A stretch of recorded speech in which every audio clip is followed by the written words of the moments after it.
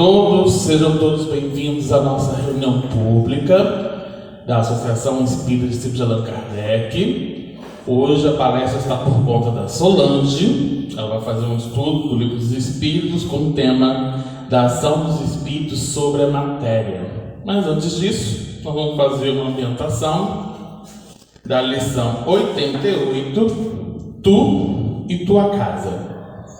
Está no Evangelho em Atos, capítulo 16, versículo 31. E fala assim: E eles disseram: Crê no Senhor Jesus Cristo e serás salvo, tu e tua casa. E aí os comentários de Emmanuel são esses. Geralmente encontramos discípulos novos do Evangelho que se sentem profundamente isolados no centro doméstico, no capítulo da crença religiosa.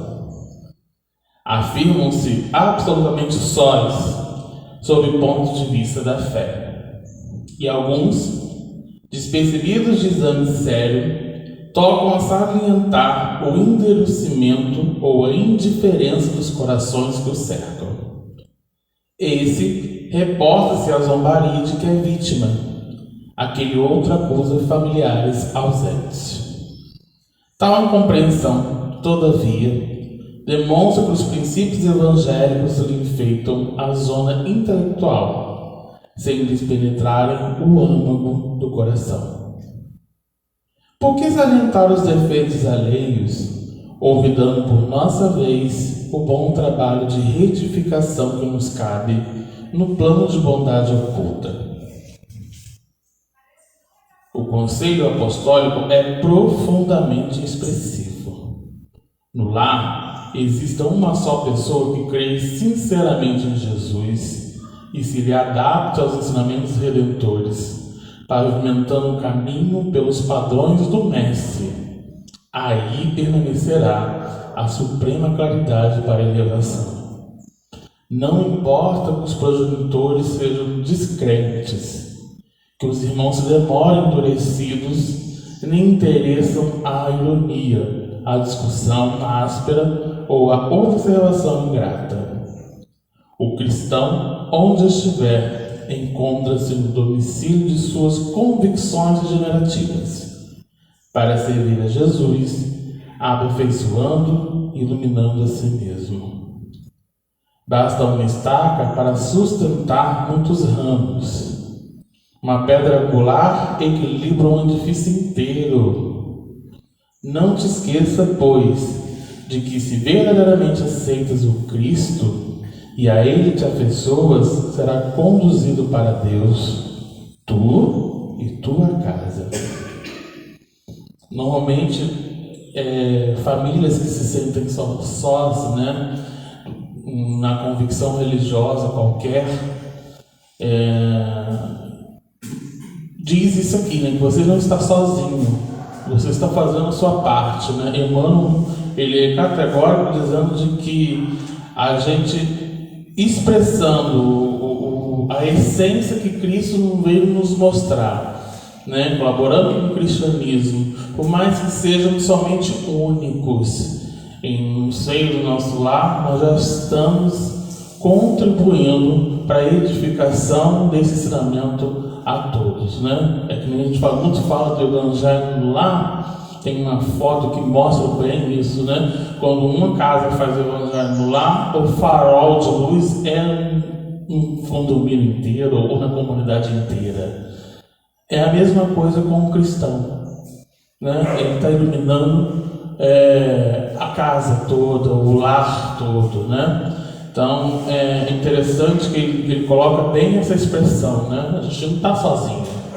Nós estamos justamente sendo guiados para multiplicar esses ensinamentos aos outros. Por mais que alguns tenham ainda, por tempo, ou até mesmo por falta de clareza, ainda dificuldades de entender. Mas no processo ele vai perceber a necessidade da mudança, até porque estamos em transição. Então nós estamos sendo convidados o tempo todo para essa transformação. Então a página é bem expressiva isso.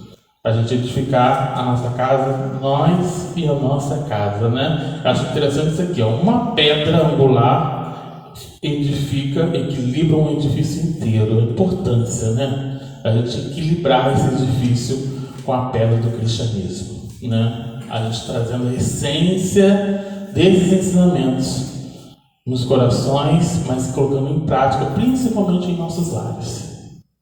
Então vamos levar nossos pensamentos, agradecer a Deus nosso Pai, aos amigos espirituais que nos acompanham, Mestre Jesus. Muito obrigado por nós estarmos aqui hoje, em mais um momento de oportunidade de estudo da doutrina espírita, para que a gente possa, através desses conhecimentos, internalizar em nossos corações, na construção desse novo ser, retirando as mazelas do homem velho e contribuindo para a regeneração desse planeta. Pedimos amparo e proteção a todos os trabalhadores, colaboradores e visitantes dessa instituição, aos que estão presentes e aos que estão nos assistindo pelas redes sociais. Ampare também nossos irmãos que estão passando por aflições, por desafios, e que essas vibrações possam servir de consolo para que eles possam prosseguir rumo aos seus objetivos. Mais uma vez agradecemos a oportunidade de serviço e de contribuir com a transição desse planeta, auxiliando a quem quer que seja, e que possamos, através dessa prece, darmos por iniciado mais uma reunião pública dessa instituição. Que assim seja, graças a Deus. Então vamos dar a palavra para Solange, que ela vai falar sobre a ação dos espíritos sobre a matéria. Bom dia a todos. É com alegria que a gente vem aqui nessa manhã estudar esse tema tão instigante, né? Desenvolvido no Livro dos Médiuns, e que Jesus, na sua infinita bondade e misericórdia, possa nos auxiliar para que esse seja um estudo que nos faça compreender um pouco mais o ensino dos Espíritos, o Espiritismo. Nós vamos ver que Allan Kardec, ele coloca os 4 primeiros capítulos do Livro dos Médiuns com o título de Noções Preliminares. Esses capítulos eles são muito importantes porque eles são a base de todos os outros 32 capítulos que se seguirão. E eles são bastante importantes para a gente compreender o fenômeno da mediunidade. Às vezes nós pensamos que a mediunidade ela deve ser estudada pelos médiuns e que nós, não sendo médiuns, não temos essa necessidade. Entretanto, não acontece assim. Primeiro porque, de uma forma generalizada, todos nós somos médiuns. Porque pelo pensamento, nós entramos em comunicação rotineira com os espíritos. E, através do pensamento, nós agimos sobre os espíritos, sobre a matéria, sobre as pessoas, sobre a sociedade. Então, é uma influência que gera uma rede. É importante que nós tenhamos conhecimento de como que funciona tudo isso, qual que é esse processo, né? Para que a gente possa, então, influenciar no meio em que estamos, agir, melhor dizendo, no meio em que estamos, de uma forma mais consciente. Bem, então, esses 4 primeiros capítulos, que Kardec se intitulou como Noções Preliminares, são muito importantes. No primeiro capítulo, por exemplo, que ele coloca como título A Espíritos, é uma pergunta que o objetivo desse estudo é ele mostrar a possibilidade da existência dos espíritos, a sua sobrevivência, a sua individualidade e a comunicação com o plano físico. Essa é a base da mediunidade, esse conhecimento. Depois nós vemos que no estudo do maravilhoso e do sobrenatural, que é o capítulo 2, ele vai trazer uma questão que ele vai elucidar a crença nos espíritos e suas manifestações. Porque sempre se falou disso, mas esse processo, esses fenômenos, acabaram sendo jogados no mundo do maravilhoso, do sobrenatural. E isso gerou uma série de dúvidas e que trouxeram algumas consequências que nós veremos mais adiante.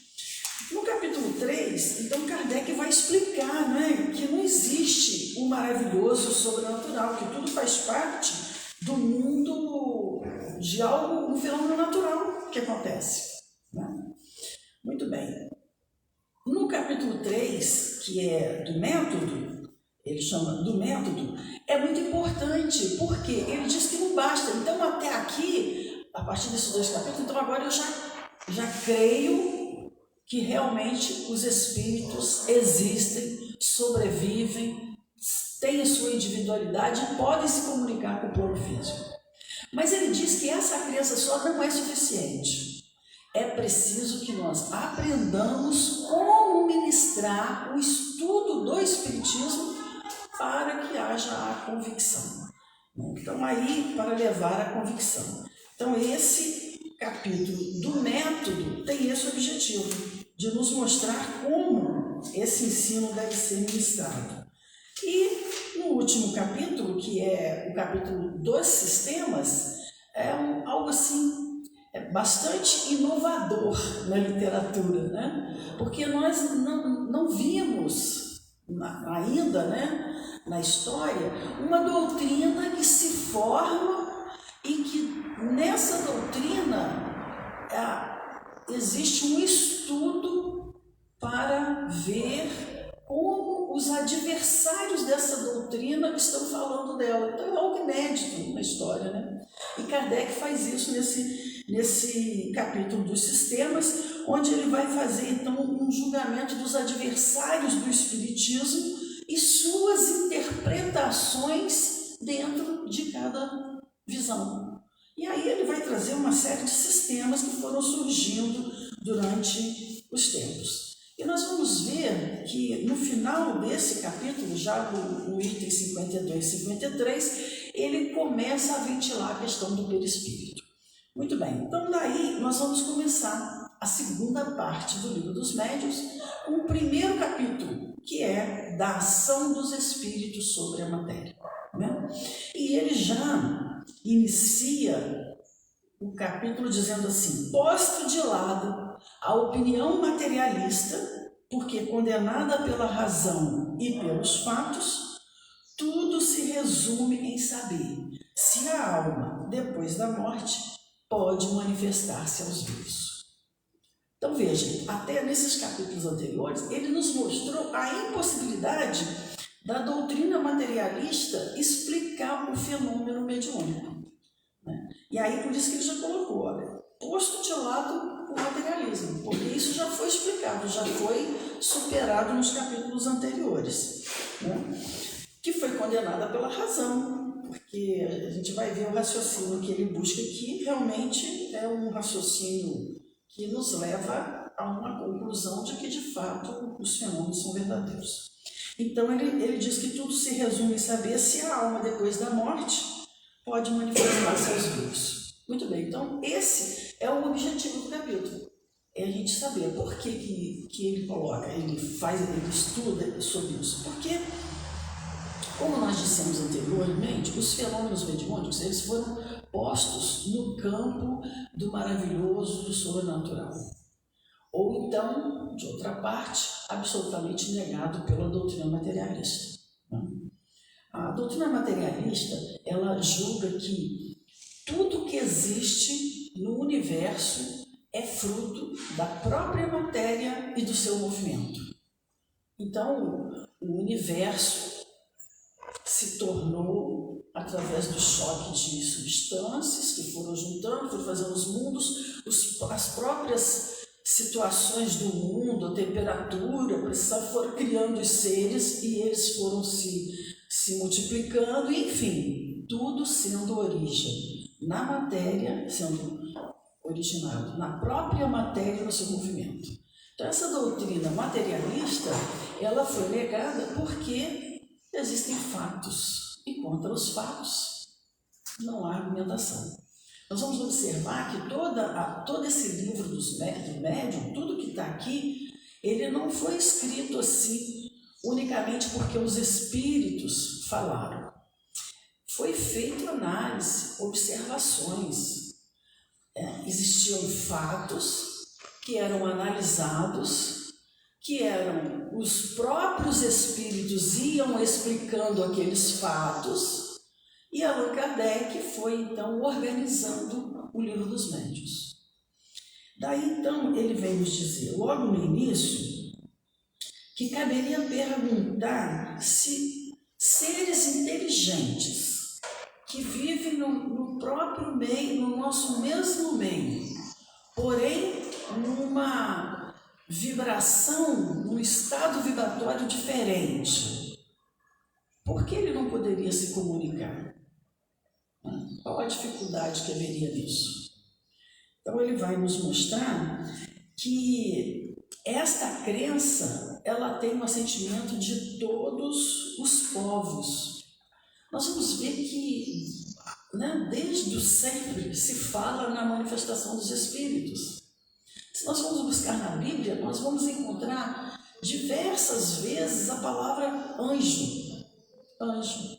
Vamos dizer, por exemplo, quando Maria foi visitada pelo anjo Gabriel para trazer informação de que ela seria a mãe do Messias.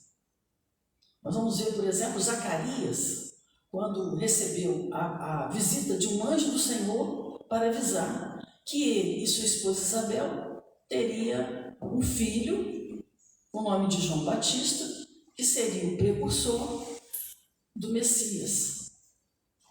E em diversas situações da Bíblia nós ouvimos essa palavra anjo. E a gente então fica imaginando aquele anjo de asas, mas anjo, anjo, que no grego é ángelos e no latim é ângelos, essa palavra quer dizer mensageiro. Então anjo é um mensageiro. Esse mensageiro é, na verdade, como se fosse um office boy aqui na Terra. Ele é um mensageiro. E ele pode ser bom ou mau, Ele é só um mensageiro. Todo anjo é um espírito, mas nem todo espírito é um anjo. Ele só será anjo se for mensageiro. Mas essa palavra anjo, ela foi revestida de um sentido que quando você pensa em anjo, você já vem aquela figura na sua mente do anjo, Assim aconteceu com vários fenômenos e várias situações com relação aos fenômenos mediúnicos. Mas então nós vamos ver que esses fatos sempre ocorreram, desde os povos primitivos, nas tribos indígenas. Os índios diziam que a tribo de cima se comunicava com a tribo de baixo, através do pajé. Então você vê que sempre houve essa ideia de que os espíritos existem. A questão é que isso foi envolto numa série de situações, Uma série de situações que jogaram isso no setor do sobrenatural. E qual foi a causa disso? Então Kardec vem nos falar aqui o seguinte, que esta causa, a causa disso ter caído nessa situação de sobrenatural e essa descrença, essa descrença nos espíritos, quando se fala como algo exatamente isso, sobrenatural, não tem nada de natural nisso e tal, Então ele diz que o seguinte, uma causa especialmente ha contribuído para fortalecer a dúvida, numa época tão positiva quanto a nossa.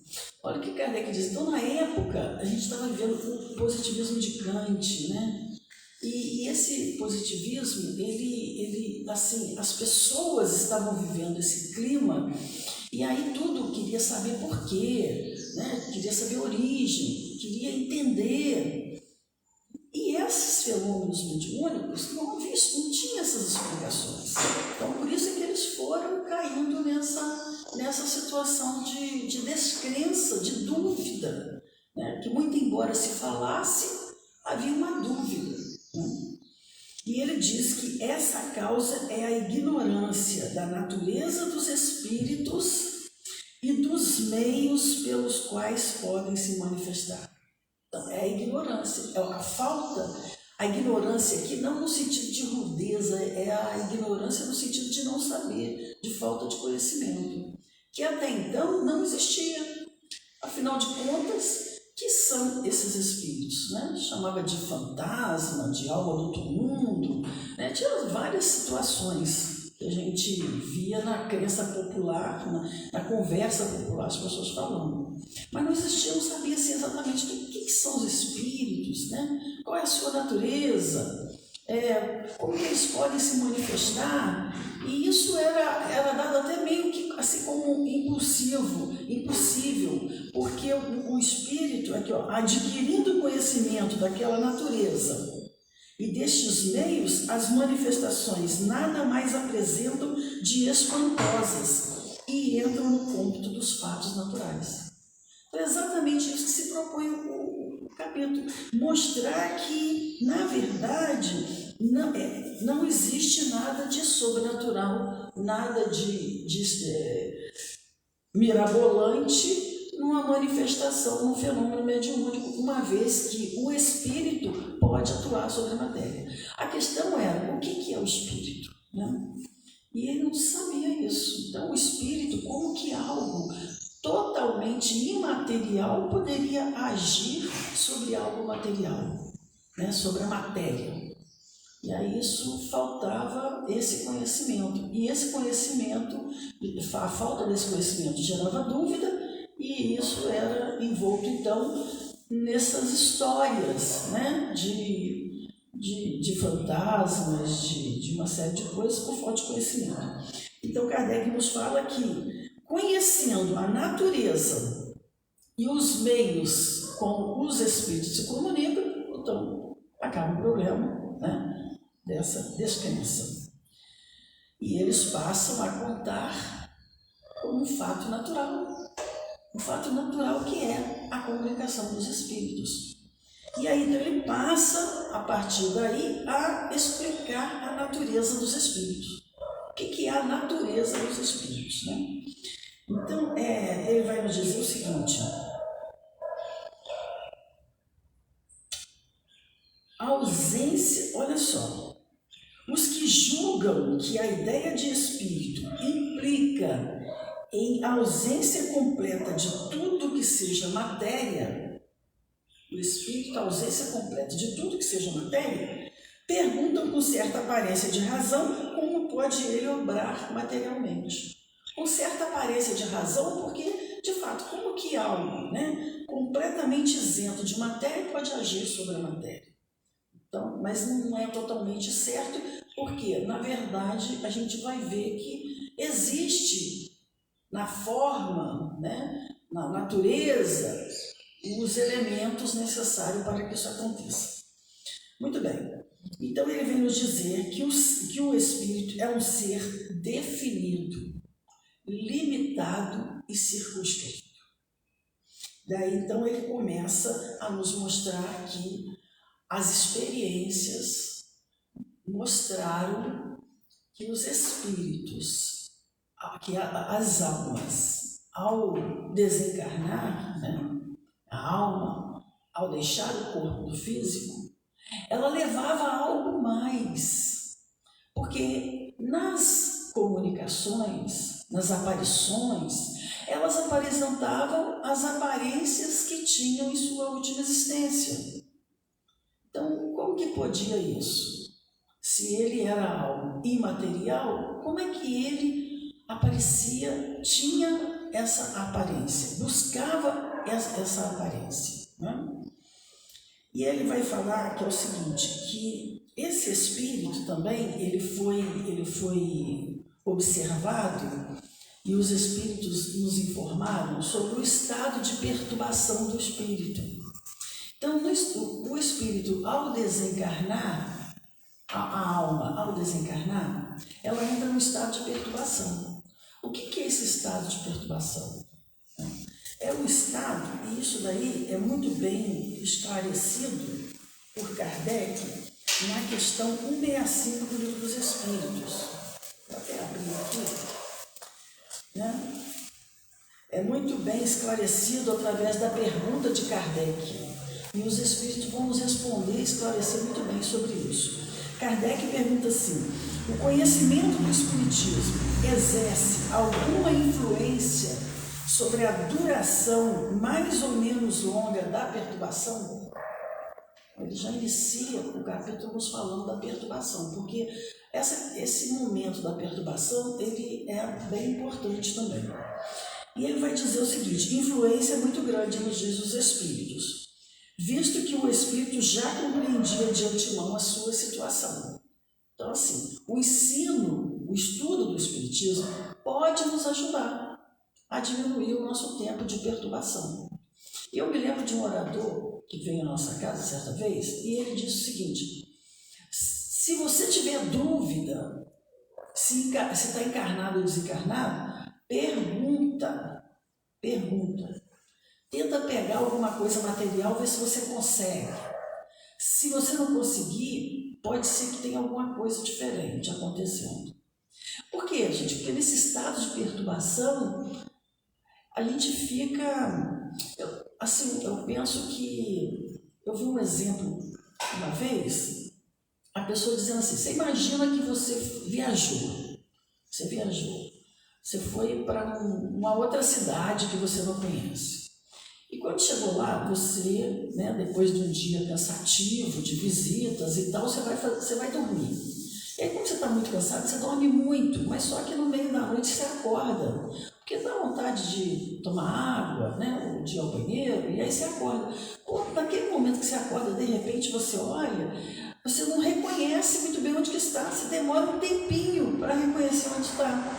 Isso às vezes acontece até na nossa casa, dependendo do tempo que a gente dorme e do nosso estado, a gente acorda meio, parecendo assim, meio fora do ar. Esse é o estado da perturbação que o espírito passa. Então, quando ele chega no mundo espiritual, logo de início ele não consegue identificar a sua situação, né? E ele fica assim, meio que perdido, até ele entender o processo que ele está vivendo. E isso daí nós vamos ver que esse processo de perturbação, ele tem uma duração. Essa duração pode ser de horas, de dias, de meses e até de muitos anos, né? Vai depender de quê? E os Espíritos vão continuando aqui, ele vai nos dizer o seguinte: mas a prática do bem e a consciência pura exercem maior influência. Então, a prática do bem e a consciência pura exercem maior influência do que o conhecimento do Espiritismo. Então, só o conhecimento do Espiritismo não vai nos auxiliar completamente. É preciso que a gente tenha a prática do bem e a consciência pura, para que a gente consiga passar mais rapidamente por esse estado de perturbação. E essa duração da perturbação, ela que segue logo após a morte, ela é muito variável. Ela depende, por exemplo, ela é individual, cada um de nós. Então, Kardec até fala nos desencarnes coletivos, por exemplo, ele diz que cada espírito vai para o seu lado, né? E vai viver a sua realidade individual. Então, esse estado de perturbação, ele vai depender da forma como nós vivemos, do nosso maior ou menor grau de apego à matéria, ao mundo material, às coisas deste mundo material. Vai depender também do tipo de morte, né? Então, as mortes violentas, por exemplo, o acidente, elas geram uma situação mais desagradável para o espírito, porque ele demora um tempo para reconhecer, né? Ele se vê, mas vê o seu corpo, então ele não entende muito bem o que está acontecendo. Essa perturbação pode demorar um pouco mais. Enfim, né? Depende também do grau de evolução de cada um de nós. A gente vai ver aí, na história do Espiritismo, os muitos relatos de espíritos evoluídos que ao desencarnar eles já viajaram já para mundos superiores, completamente lúcidos da sua condição espiritual, porque eles viveram uma vida mais espiritual do que material. Então eles viveram neste mundo, porém buscando uma vida espiritualizada, né? E aí eles partem de forma mais calma, mais tranquila. E vamos ver também muitos outros espíritos se aferram ao corpo físico, à família, voltam para suas casas. A maioria dos espíritos, ao desencarnar, voltam para suas casas e passam a viver suas vidas como se ainda estivessem no corpo físico. Em grande parte dos espíritos acontece isso. Nós vivemos num mundo ainda inferior, onde nós possuímos um nível de evolução ainda pequeno, né? E aí, então, isso também desfavorece bastante essa saída desse estado de perturbação. Muito bem. Explicado isso sobre o estado de perturbação, então Kardec agora ele vai nos mostrar: entretanto, malgrado a falta do corpo, comprovam sua personalidade. Tem uma forma, mas que não os importuna nem os embaraça. Tem finalmente a consciência do seu eu e de sua individualidade. O que devemos concluir daí? Que a alma não deixa tudo no túmulo, que leva consigo alguma coisa. Então está dizendo que logo que desencarnamos, nós vamos nos ver dentro da nossa própria forma, com os nossos embaraços, né? Com a nossa forma, o nosso jeito de ser, porém isso não nos gera nenhum embaraço, né? Por exemplo, tem pessoas que estão aqui na Terra, né? Vamos dizer, baixinho, né? Então a gente se incomoda, a gente gostaria de ser alto, né? Pessoa alta, né? E aí a gente desencarna e vai ser como? Vai continuar baixinho, porém isso não incomoda mais o espírito, não os embaraça. Agora, é claro, né? Um espírito que tem uma vivência melhor da sua espiritualidade. Porque senão eu vou ter um problema na perna, vou chegar no mundo espiritual com o problema da perna e vou continuar sofrendo pelo problema da perna que eu sempre sofri. Sendo que nem tem aquilo, nem causa mais nenhum embaraço.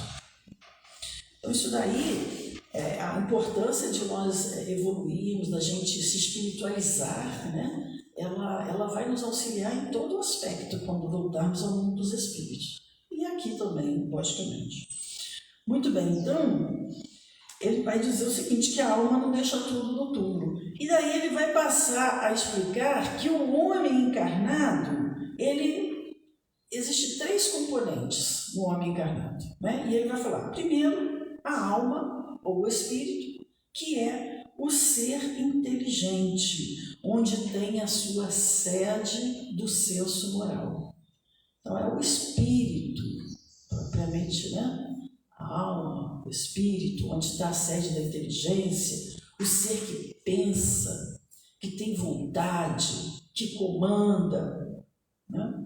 Depois ele vai falar do segundo, que é o corpo físico, invólucro grosseiro, né? É esse invólucro material que ele revestiu temporariamente para o cumprimento de algumas tarefas, né? Então, e às vezes a gente esquece disso também, a gente esquece que é temporariamente, né? Temporariamente, esse corpo que nós revestimos é temporariamente. E um dia nós teremos que abandoná-lo. Então, nós seremos gratos a essa matéria que nos serviu, mas não podemos nos apegar a ela, porque um dia vai chegar a nossa hora de ter que agradecer, né, como disse o Chico, como fez Chico Xavier, ao desencarnar, nos conta na literatura aqui, Chico ajoelhou-se ante o seu corpo e agradeceu por tudo, de forma assim, de tudo que ele pôde realizar através daquele instrumento. E isso que a gente deve ter, mas o desapego, né? O desapego de que nós somos espíritos e estamos revestindo temporariamente esse corpo físico. E terceiro é o perispírito, que é o invólucro semimaterial. E aí está a chave, porque esse perispírito, ele diz semimaterial. Então veja bem, ele não é imaterial e nem é material. Ele é quase, né? Ele é quase material, mas não chega a ser a matéria que a gente conhece. Então é isso que nós vamos estudar. Né? Como é que é isso? Aí no Livro dos Espíritos, a gente vai ver, na questão 80, aliás, ele começa mesmo a estudar a questão do espírito, na origem e a natureza dos espíritos, no capítulo 1 do Livro dos Espíritos, na questão 76. E ele começa a nos explicar um pouco como é que pode ser o espírito. E apesar de muitas perguntas e diversas respostas dos espíritos, eles vêm nos mostrar o seguinte, que não existe como eles nos explicarem o que é o espírito. Eles podem usar uma comparação, mas uma comparação, ela é pobre, é empobrecida, ela não fala tudo, né? Você comparar algo quer dizer que você vai ter uma ideia daquele algo, mas você não vai ter um esclarecimento total. Porque ele nos diz que falta para nós um sentido, para que a gente possa compreender a verdadeira natureza do espírito. Falta um sentido. Então, na questão 88, ele pergunta assim: os espíritos têm forma determinada, limitada e constante? Ele tem forma. Aí ele diz o seguinte: aos vossos olhos, não. Aos nossos olhos, sim. O espírito, se quiserdes, é uma chama, um clarão, uma centelha etérea. Então veja, ele está fazendo uma comparação. Se quiserdes, ele é uma chama, um clarão, uma centelha. Se a gente for pensar em chama, a chama é o resultado do fogo, que é a consumação da matéria, né? A árvore, por exemplo. Então, a gente vai ver que, na verdade, a essência, que é a chama, vem da matéria. E quando a gente leva para o espírito, isso não é verdade, né? Então, quer dizer, ele está fazendo uma comparação que é para ver se a gente consegue ter um pouco de entendimento. Mas o que é verdadeiramente esse ser inteligente, né? Ele não consegue explicar porque falta para nós um sentido. E ele faz uma comparação. Ele diz que é como você querer ensinar para um cego, por exemplo, a ensinar sobre a luz. Né? Então, como é que você vai ensinar para o cego a luz? Porque para um cego de nascença, ele conhece as coisas pelos sentidos, pelo tato, pelo paladar, pela audição, né? Mas falta um sentido, que é a visão, para ele poder compreender a questão da luz. Então você pode fazer comparações, mas explicar exatamente fica um pouco complicado, porque falta para ele esse sentido. É o que acontece conosco. Então falta para nós um sentido para a gente compreender exatamente esse espírito, que é o ser inteligente, né? Mas ele vem nos falar na questão... Então ele vem nos mostrar sobre isso, né? Que é o nível, a nível de percepção dos sentidos físicos, é essa comparação que é possível, né? Muito bem. Seguindo, ele vai nos dizer que a morte é a destruição, ou melhor, desagregação do corpo físico. Às vezes a gente pensa que é a destruição, na natureza nada se perde, nada se cria, tudo se transforma, né? A lei de Lavoisier, se não me engano. Então, o que acontece? De fato, o corpo é uma desagregação. Ao morrer, né, o espírito, percebendo a impossibilidade de viver no corpo, ele abandona o corpo. Ao abandonar, essa matéria entra em desagregação e retorna, né, de onde veio. Muito bem.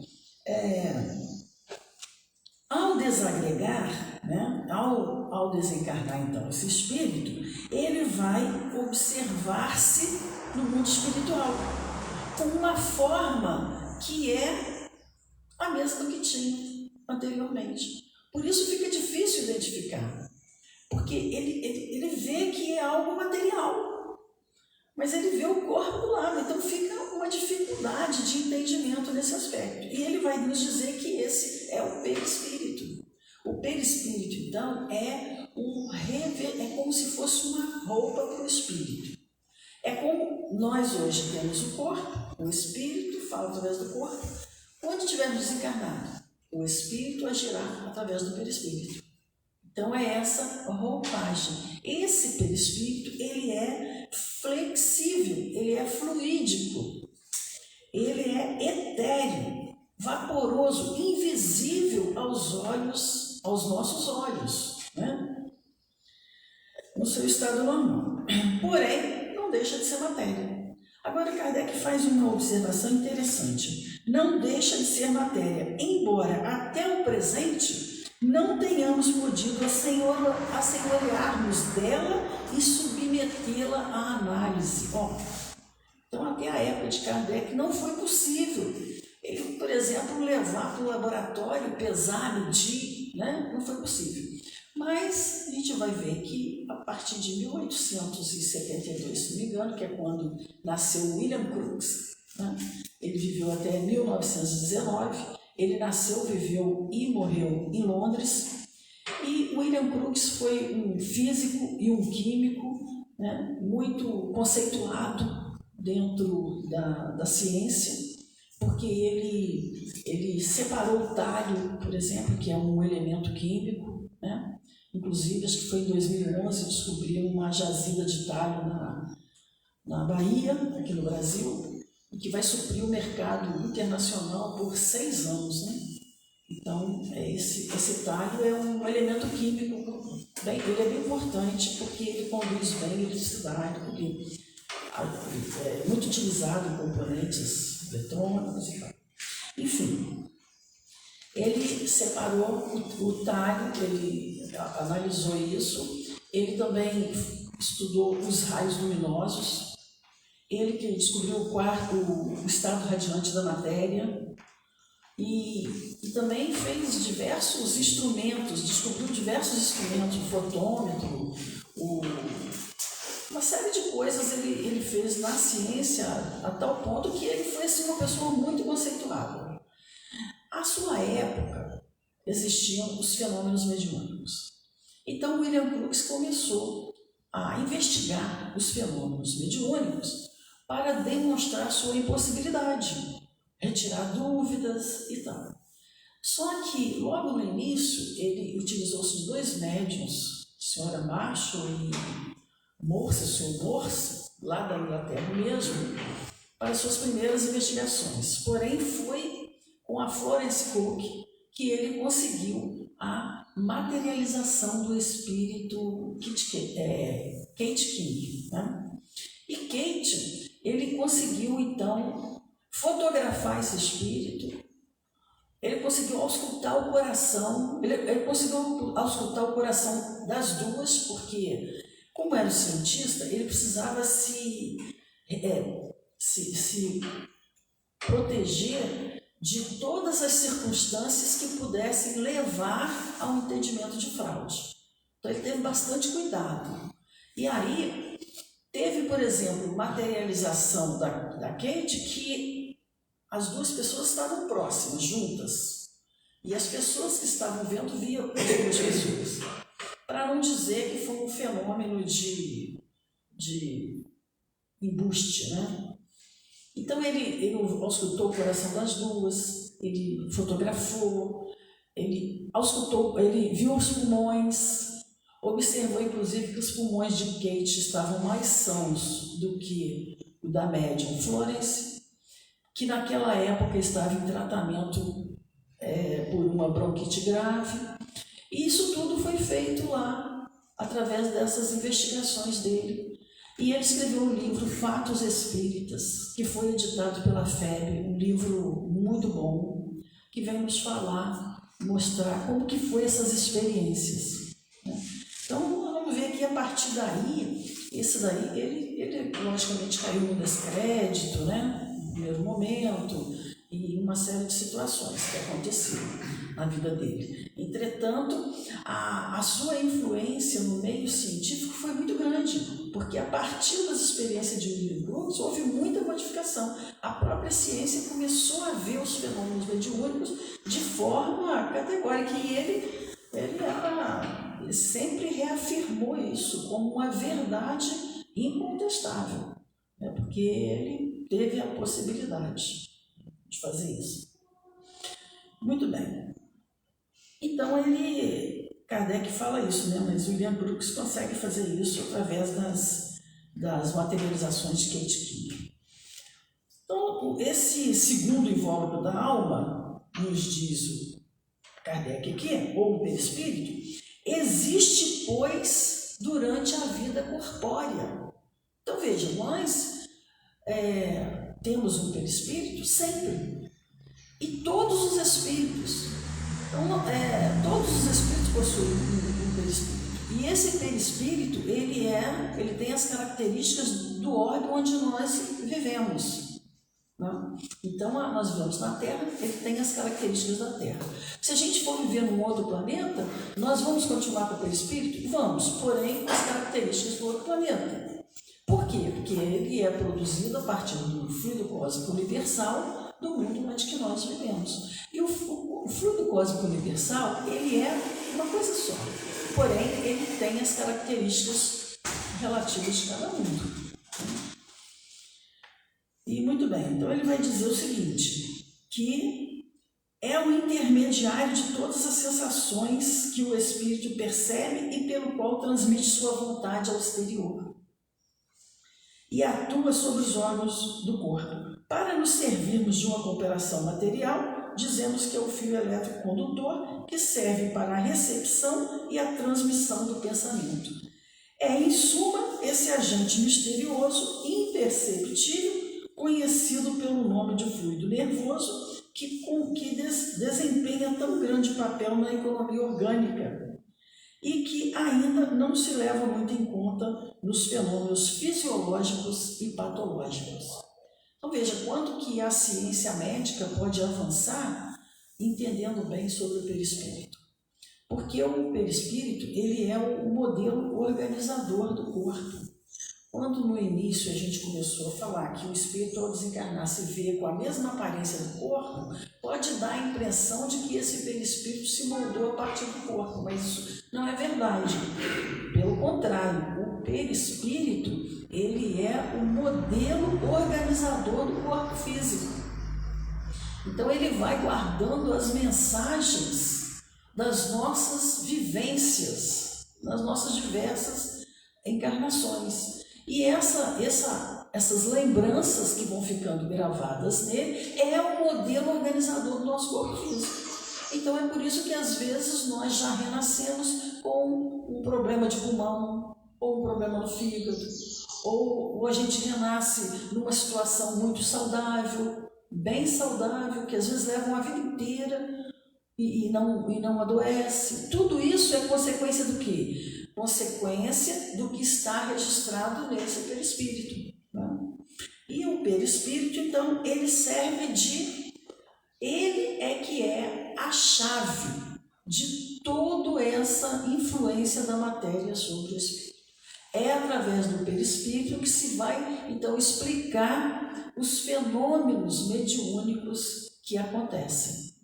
E aí é o conhecimento do perispírito que é a chave de inúmeros problemas até então insolúveis. Aí como que o espírito então se materializa? Ele se materializa fazendo com que o seu perispírito se torne visível. E para isso ele vai precisar de um fluido, de um médium, a intervenção de um médium, né?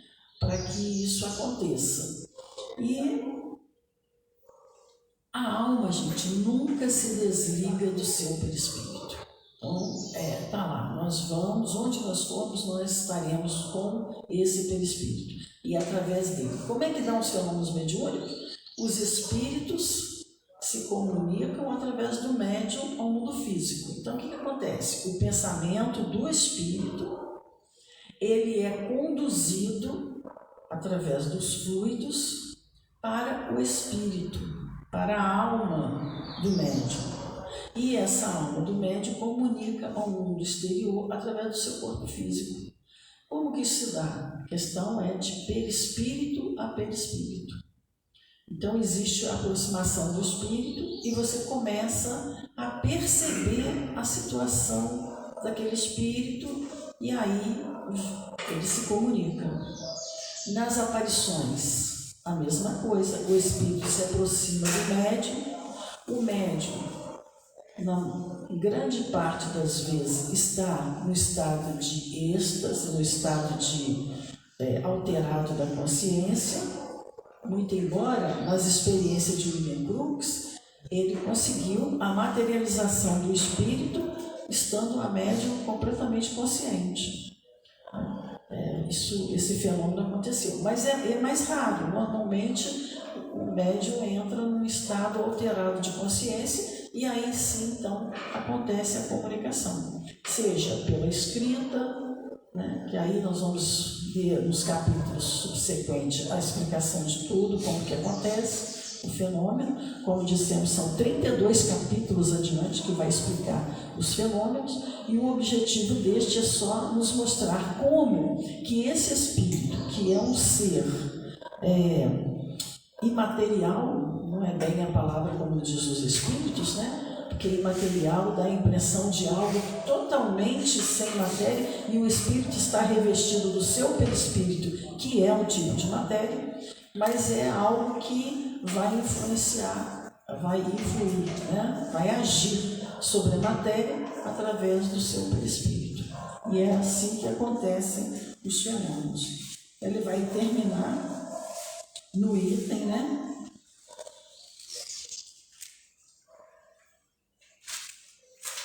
(59), quando ele diz assim: então, como pode o espírito, com auxílio da matéria tão sutil, atuar sobre corpos pesados e compactos, suspender mesas, como a gente viu na história, né? A história das mesas girantes, como que aconteceu? Semelhante objeção, certo que não será formulada por um homem de ciência, visto que, sem falar das propriedades desconhecidas que esse novo agente pode assumir, não temos exemplos análogos sobre as nossas vistas.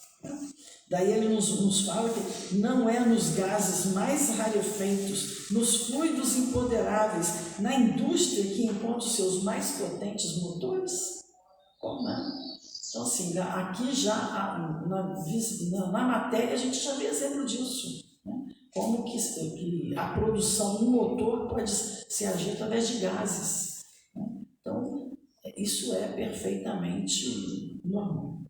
Quando vemos o ar abater edifício, o vapor deslocar imensas massas, a pólvora gasificada levantar rochedos, a eletricidade lascar árvores e fender paredes, que dificuldade acharemos em admitir que o espírito, com o auxílio do seu perispírito, possa levantar uma mesa, sobretudo sabendo que esse perispírito pode se tornar visível, tangível e comportar-se como um corpo sólido.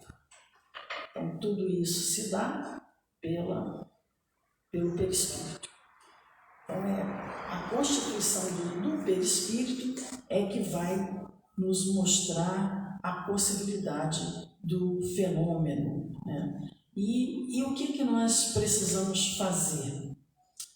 Nós precisamos viver essa vida reta, pensar no bem, de forma que nós possamos estar vivendo uma vida material, porém de uma forma espiritualizada. E assim a gente vai aprendendo e vai formando em nós a consciência do bem. Porque se nós somos pessoas que pensamos no bem, que agimos no bem, que diante de uma situação nós temos esse impulso para o auxílio, para ajudar, né, para perdoar, para compreender. Essa é a realidade nossa. E quando ao desencarnar, nós estaremos vivendo a realidade que já é nossa. Então é isso que nós precisamos trabalhar, para que, chegando no mundo espiritual, nós possamos continuar a nossa jornada de conhecimento, de estudo, de evolução. Então agora com uma consciência nova, que estaremos libertos do corpo físico e novos horizontes se abrirão no conhecimento, nas viagens espirituais, né, que um espírito faz. E nos preparando para próximas reencarnações, porque, como nos ensina bem a doutrina espírita, nós estamos rumo à perfeição. E a perfeição é como se nós estivéssemos subindo uma escada. Quando nós olhamos para cima, nós não vemos o final, mas quando olhamos para baixo, também não vemos o início. Estamos subindo essa escada e chegaremos lá. Espíritos imortais que somos, espíritos destinados à felicidade, né? E um dia veremos a Deus. Mas é preciso caminhar um pouco mais. E esse caminho, essa viagem, inicia agora, né? A partir dos conhecimentos espíritas, buscando fazer o que é melhor para nós, compreendendo que é um passo de cada vez. Não somos ainda espíritos perfeitos, estamos ainda um pouco distante disso, então existem os erros, existem as quedas, e é preciso que a gente pare para pensar nelas, aprenda com elas, né? Para que a gente não venha ficar sofrendo toda a vida pela mesma situação até que possamos aprender. Ficar nesse círculo, né? É preciso sair desse círculo de dor, de aflição, para que a gente possa seguir outros rumos, porque os Espíritos nos dizem que existem virtudes que nós nem concebemos, que nós nem sabemos que elas possam existir. Imagina, a gente sabe aí um rol de virtudes, né? Mas os Espíritos nos dizem que existem virtudes que a gente nem sonha com elas ainda. Então você vê que existe um grande caminho pela frente, né? E estamos nele e vamos chegar lá, aprendendo, vivendo, convivendo e dando o melhor de nós. Que Jesus nos abençoe, nos ampare, nos traga muita luz e paz. Obrigado a todos.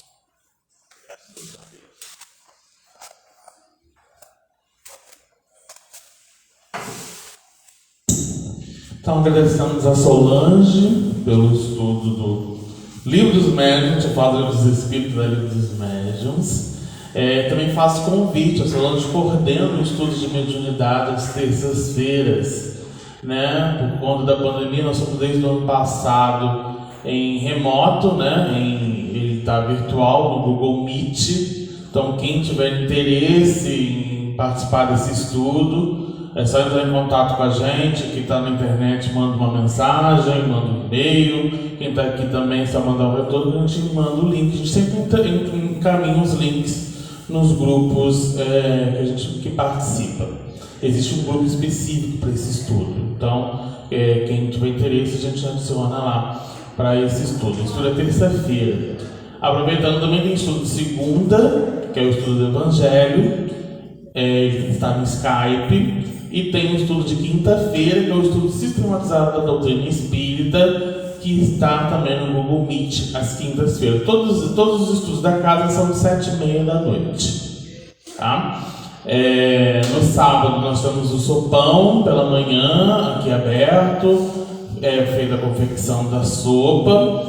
À tarde é feita a evangelização, que também está remoto no Google Meet a partir das 2:45. A convite é aberto a todo mundo. A evangelização é da família, não é só da criança e do jovem, é de todos nós, né? Todos nós precisamos ser evangelizados. E quarta e domingo estamos aqui com as reuniões públicas, na quarta, 7h30, e no domingo às 9h. A palestra está sendo presencial, conforme o decreto da Prefeitura, mas também nós estamos transmitindo via Facebook, no dia ao vivo, e tem no dia seguinte ele está disponível no YouTube. Então a programação tá feita aí. E lembrando também, nós estamos fazendo uma campanha do agasalho, do cobertor, né? Todas as instituições religiosas estão fazendo. O frio está intenso, a gente está vendo que é um frio bem diferente dos demais. Então, se a gente tem aí um agasalho, um cobertor que está lá, né, guardadinho, a gente não usa, por favor, vamos doar, vamos fazer a nossa colaboração, que tem irmãos nossos com muita necessidade. A casa ela abriu as nossas atividades na secretaria, a gente está recolhendo essas doações e já entregando. Nós já entregamos semana passada algumas doações que já vieram aqui, nós estamos entregando para o pessoal que recebem a sopa lá no Parque Maíra Transpósitos. Próxima palestra, na quarta-feira, é comigo. Vamos falar sobre família, melhor viver em família. No domingo vai ser a Estael falando de evangelho no lar. Então, o assunto está bem interessante para as próximas semanas. Então vamos fechar nossos olhos, elevar nossos pensamentos, agradecer a Deus, nosso Pai, ao amigo mestre Jesus, pela oportunidade de estarmos aqui em mais uma manhã de domingo, de reflexão e estudo do Teu Evangelho, das bases doutrinárias da doutrina espírita codificada por Kardec, e que possamos, através da vivência desse estudo, internalizar todos esses conhecimentos em nossos corações, para que possamos colocar em prática diária no seio da família, da sociedade e do íntimo. Ampare a todos os irmãos que estão passando por aflições, por desafios, dificuldades, e que possamos, através dessas vibrações, consolar esses corações para que eles possam caminhar rumo aos seus objetivos. Ampare os trabalhadores, familiares, participantes dessa instituição, a nossa comunidade, que faz parte, a comunidade do capital, nosso município de Volta Redonda, o estado do Rio, Brasil e o mundo. Ampare a todas essas pessoas para que a gente possa contribuir com a regeneração desse planeta, praticando os ensinamentos do Mestre, envolvendo os corações dos semelhantes, para que a gente possa difundir o bem, multiplicar esse bem a todos. Que o Senhor nos abençoe, hoje, agora e sempre. Que assim seja, graças a Deus. Aqueles que desejarem um passe, só aguardar. Bom dia a todo mundo.